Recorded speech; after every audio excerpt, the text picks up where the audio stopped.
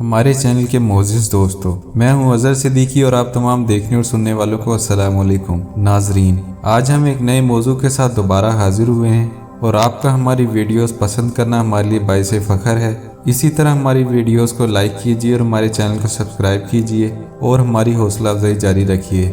ناظرین، حضرت آدم علیہ السلام کے دنیا میں آنے کے بعد ان کی اولاد دنیا میں خوب پھلی پھولی، لیکن ایک مدت گزر جانے کے بعد وہ لوگ خدا کو بھول چکے تھے اور ایک خدا کی بجائے انہوں نے مٹی اور پتھر کے کئی خدا بنا لیے تھے۔ نہ صرف ان کی عبادت گاہیں بتوں سے بھری پڑی تھی، بلکہ ہر گھر میں بت رکھے ہوئے تھے جن کی وہ پوجا کرتے اور ان سے مرادیں مانگا کرتے تھے۔ حضرت نوح علیہ السلام نے اپنی قوم کو ایک خدا پر ایمان لانے کی دعوت دی، لیکن وہ ایک اللہ پر ایمان نہ لائے۔ تو حضرت نوح علیہ السلام نے انہیں بتایا کہ اگر تم بتوں کو چھوڑ کر ایک خدا پر ایمان نہ لائے تو تم پر اللہ کا عذاب نازل ہونے کا خطرہ ہے، اور مجھے اللہ نے تمہاری طرف اپنا رسول بنا کر بھیجا ہے۔ حضرت نوح علیہ السلام نے اپنی قوم کو اللہ کی نعمتوں کے بارے میں بتایا اور کہا کہ تمہیں چاہیے کہ تم بتوں کو چھوڑ کر اللہ کی عبادت کرو، اور میں تمہاری بھلائی کے لیے تمہیں نصیحت کرتا ہوں۔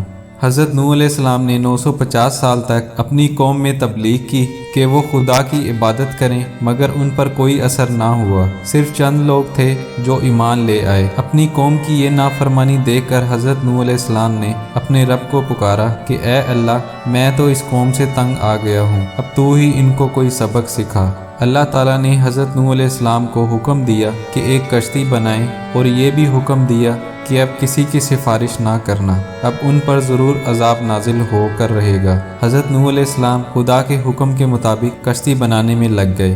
جب کشتی بن گئی تو خدا نے حکم دیا کہ میرے اہل ایمان لوگوں کو کشتی پر سوار کر لو اور ہر جانور کا ایک ایک جوڑا کشتی میں رکھ لو۔ جب سب لوگ کشتی میں بیٹھ گئے تو خدا کے حکم سے موسلا دار بارش شروع ہو گئی، زمین پر پانی بھرنے لگا اور حضرت نوح علیہ السلام کی کشتی پانی میں تیرنے لگی۔ پانی بڑھا تو حضرت نوح علیہ السلام نے دیکھا کہ ان کا بیٹا پانی میں ڈوبنے لگا ہے۔ آپ نے اسے آواز دی کہ اب بھی آ جاؤ تاکہ اللہ کے عذاب سے بچ جاؤ، مگر اس نے جواب دیا تم جاؤ، میں کسی پہاڑ کی چوٹی پر چڑھ کر اپنی جان بچا لوں گا۔ لیکن تیز بارش کی وجہ سے وہاں اتنا پانی جمع ہو گیا تھا کہ اس پانی نے سیلاب کی شکل اختیار کر لی اور دنیا کی نافرمان قوم اس میں ڈوب گئی۔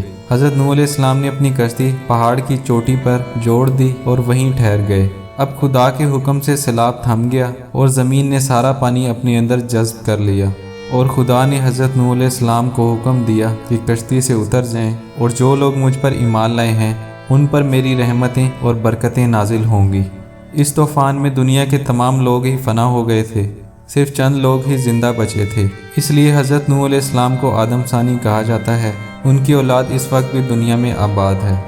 امید ہے آپ کو ہماری آج کی ویڈیو پسند آئی ہوگی۔ اس طرح کی انفارمیٹیو ویڈیوز کے لیے ہمارے چینل کو سبسکرائب کریں۔ ہمیں دیجیے اجازت، اللہ حافظ۔